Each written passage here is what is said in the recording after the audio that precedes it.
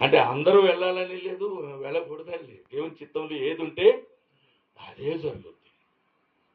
కనుక దేవుని యొక్క బిడ్డలమైన మనము ఈ విధమైనటువంటి దేవునితో వివేకంతో నడుచుకోవడము, మన సంఘములోని బిడ్డలందరినీ ప్రోత్సహించడము, పురుగొల్పటము, ఆత్మీయమైనటువంటి పునాది మీద వారిని నిర్మించటము. ఉగ్గుపాలతో అంటారు కదా, చాలామంది నూతనంగా విశ్వాసంలోకి వచ్చే బిడ్డలకి ఆదిలో మనం ఏమైతే నేర్పిస్తామో, whatever we teach them foundation బాల్యము నుండి అవి వారు స్థిరంగా నేర్చుకుంటారు. అప్పుడు మీరు ఎక్కడున్నా, మీరు ఏ దేశంలో వెళ్ళి స్థిరపడినా, మీ బిడ్డలు ఎక్కడున్నా ఇంకెక్కడున్నా వారు ఏమంటారు, మా అయ్యగారు మాకు అది చెప్పలేదండి బ్రదర్, మా అయ్యగారు మాకు చెప్పింది అది కాదు. మరి ఏది? ఇదిగో వాక్యం. హల్లెలూయా. మనం వాక్యాన్ని ఎరిగిన వారమైన ఉండవలసిన ఆవశ్యకతను దేవుడు ఇక్కడ ఈ మధ్యాహ్న కాల సమయంలో మనకందరికీ తెలిసిన విషయాలేనండి. నేనేదో ఇప్పుడు మీ ఎదుటి పెద్ద ప్రసంగికులాగా నేను ఏదో ఆవేశం తెచ్చుకుని ఎగిరి గొంతులు వేసేది కాదు, కానీ ప్రేమపూర్వకంగా హృదయంలో ఉన్న దేవుడు ఇచ్చినటువంటి తలంపులను మీతో నేను పంచుకుంటాను. నాకు ఈ ఆశలు ఉన్నాయి, ఈ విధమైనటువంటి ఆశ మనందరూ కూడా అవే ఉండాలి అని దేవుని వాక్యం మనకి చెప్తా ఉన్నది. I want to remind you that we as pastors are stewards of God's truth, inventors of it. దేవుని వాక్యాన్ని మనం కనిపెట్టలేదు, దేవుడు దాన్ని మన కొరకు బయలుపరిచారు.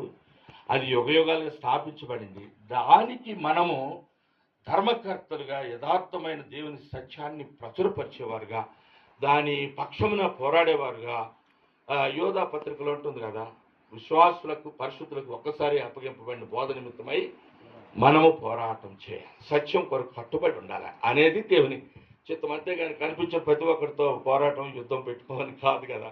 అందరినీ దేవునితో సమాధానపరచవలసిన, పరలోకపు తండ్రి కృప ద్వారా అందరూ రక్షణ పొందవలసిన ఆవశ్యకత, వారి పాప స్థితిని కేవలం ఒకే ఒక్క రక్షణ మార్గం ఉన్నది, అది యేసుక్రీస్తు వారి ద్వారా మాత్రమే ఎవడైనా రక్షించబడతాడు.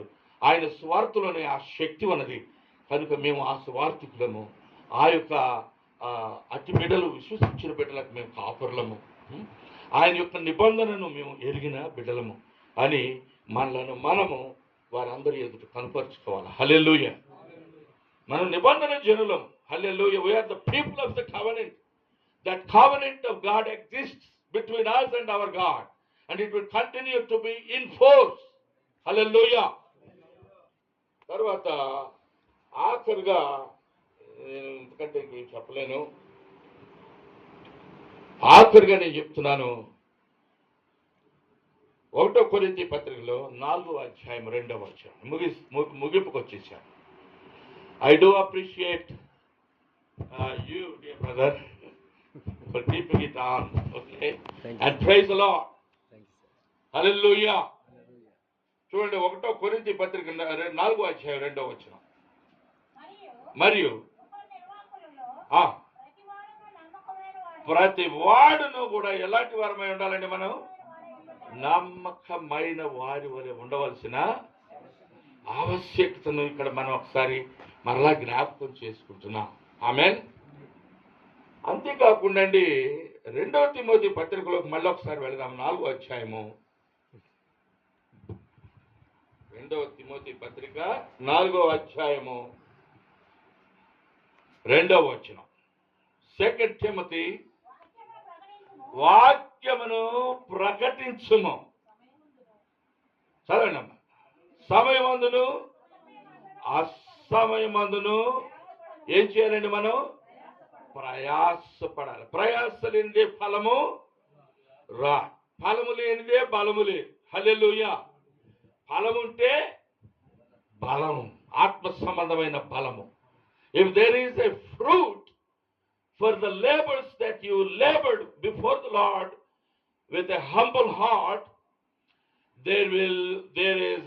there ought to be a fruit coming out. And when there is fruit, there is strength. Hallelujah. అట్టి ఫలముతో, బలముతో, దేవునితో ఉన్న అనుబంధంతో మనం పెనవేసుకుని ఆత్మీయమైన విషయాలలో దేవునితో నడుస్తూ లోతైన అనుభవంలోకి నావను లోతుకు నడిపించమంటాడు కదా. నీ నావను కొంతమంది